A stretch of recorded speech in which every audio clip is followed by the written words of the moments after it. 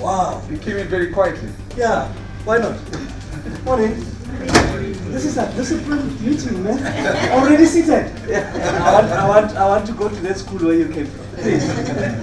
We are here today to meet with all the teams that are participating, technical teams that are participating in the execution of the mandate to ensure that we give the services to former mine workers across the country. The attendance here is quite impressive, and I must thank the administration and especially yourselves for honoring this invitation with your presence this morning. The agenda in front of us, I think, is a very standard agenda. Derrick is the Sami Commissioner, Department of Health.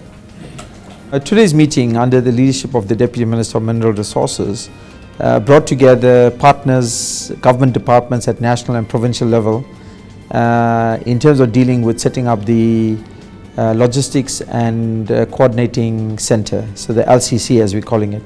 There are three major issues that faces the LCC. The first issue is working towards the future of the integration of compensation systems based on the successful summit held in middle of May.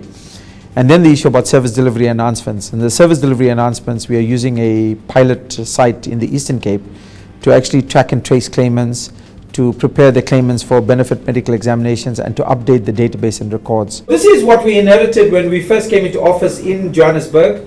There were major problems with the physical infrastructure, the filing, etc., etc. It was very, I don't even know how to describe it. You can describe that the files that were there, that is how the situation was. And a year ago, we began to start developing the database. And of course, you know the policy decision that we will now have a database that moves forward, and we want to enrich it. In 2013, we seemed to have wanted to give up. So the Deputy President called us, Department of Labour, Mineral Resources and Health. And it was in that meeting that I think we saw a bit of a turning point. About 3.5 years ago, we started by building a database on behalf of the MBOD. Firstly, this is ex-mine workers by country. And this comes from Teba data. It's a bit outdated, so we'll need to update it. But essentially, we have a plus minus from the Teba database, about 1.2 million ex-mine workers. If we go into disease type, for example, if you want to look at the silicosis cases, you see we've got about approximately 20,000 certified cases of silicosis, again by employer. The issue of the backlog, because what we've realized that we haven't paid much more beneficiaries since the process started. The goal was to maybe in a month do more than 1,000. We have moved slowly. From the database that has been created, there are about 103,000 ex-mine workers who were able to be traced in terms of their information being found and put in one place. But to date, only 64 has been paid. So remember, we had 103,000 unpaid. Right. So there's about 90,000 that are first degree or TB. If they are alive, they're going to need a benefit medical examination, because this database goes back to 2013. And you'll see approximately all of these files. The blue block represents the totality of the files. The red one is the number of files for which we don't have bank account information. So you can see in almost all of these cases we don't have bank accounts in those files, which is why we can't expedite payment. So we conceived a pilot study where we blocked out 2 days down in Kuruman, where we would make sure that all the required parties are at the same place. We had members of the MBOD there, we had our trucks and our diagnostic equipment there, and on the right here we also even had APSA there, just so that if a gap was identified as a person requiring a bank account, we could immediately link them straight into there. So it was all-encompassing. It was looking at the information which you guys are working on. It was looking at their BMEs, so the medical aspect of it, and the financial aspect, all in one space, all at Kuruman Hospital. So out of the 7, we managed to pay 5. The other 2 remaining, we just confirming some few things, then we'll pay them not so long. They are paid. Yes, five are paid. Money in the bank. Money in the bank. Give them a bell. It's less than a month.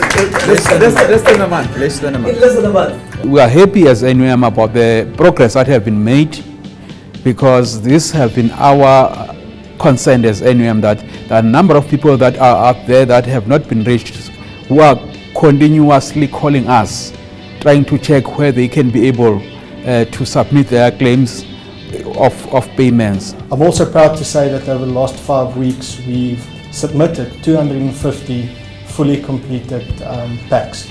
So what we reported on today was over the last 5 weeks we've managed to successfully contact around about 1,200 people, and of the 1,200 people we successfully submitted documents for around about 250.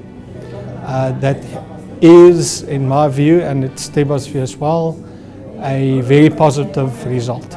Our success has been the cooperation relationship between government departments and the partners that are here. There is no other program in government that is working like this one. Today we had teams, ITs and those who are funding this program, and all those who are on the ground in the Eastern Cape, because it's our priority to be able to ensure that we have a logistics center, coordinating center, LCC, some people will want to call it a war room, to be able to tackle this thing, and want to see results in 2 months, where the bulk of those that are identified, about 60 to 80%, are paid their money, and those that are entitled to benefit medical examination are identified, and actually the bulk of them have gone through the examination, because we've got the mobiles as well here that will go into the Eastern Cape and other areas, like the 20th will be in Pretoria. You know what is most important in the Eastern Cape is your community entry. It's important in any program that you want to land in the community. You observe the community entry, you mobilize and get the community prepared for the work that is going to be done. What we do when you are entering, there are so many perceptions in the communities that we tell each other about the money. We need to actually demystify the understanding of how the mans and what they did in our communities. So we value this project as Health Promotion Directorate within the Eastern Cape as a very huge project that we can actually make a difference in terms of achieving. If the Eastern Cape government says that our district hospitals are available and we will transport to the district hospital, then all that we have to do is Dr. Nhlanhla Machali and team are preparing guidelines and standing operating procedures. So we have to set up a training program for that, and through this bit of World Bank grant. The World Bank grant for tracking and tracing covers 3 areas. I want to encourage them to give more money for things to happen. But really, thanks for their support of this program. And partners, please do your best, man. Show the World Bank what you are made of. I'm Michael Lai, I'm from IP Capital. This is basically a complete pack that the guys will need to complete for a successful plan to be processed. So this is really powerful. Again, we are happy that a war room today is established, where with a toll-free number, where people will be able to call in to check the status of their claims. Again, the aim of Reach Out Again, where we are working together with Department of Social Welfare, your SASA and outreach, also your mobile clinic that will be doing benefit examinations for the people who have lost their records of health.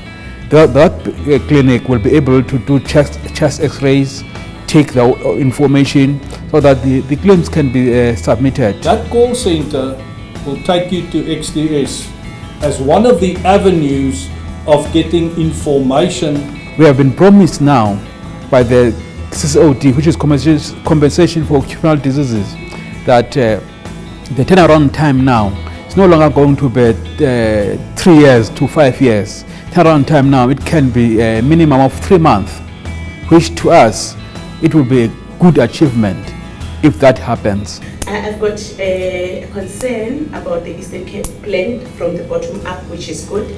But I'm just having a concern because like the community health workers and the work teams which I've worked with before, there are other, work that they are doing that they are employed for. And we know that our facilities are fully, they've got a lot of work that they are doing besides what we are adding on, because we don't want anything that is going to delay the process. We don't want to overpromise because mine workers are very highly mobile. So you might find that they are moving from a mine to mine and from the residential areas, but it's really hopeful. You've got communication specialists through Live Moya that will assist Solly Petlar's group about how do we message the point you made. We can't promise and don't deliver, or 10,000 people come up thinking we're going to deliver UIF benefits and everything else when they think there's money around. I think the last miles that we are taking now is tracking and tracing the ex-mine workers and linking them to healthcare and linking them to compensation process. So I think we are on the right track.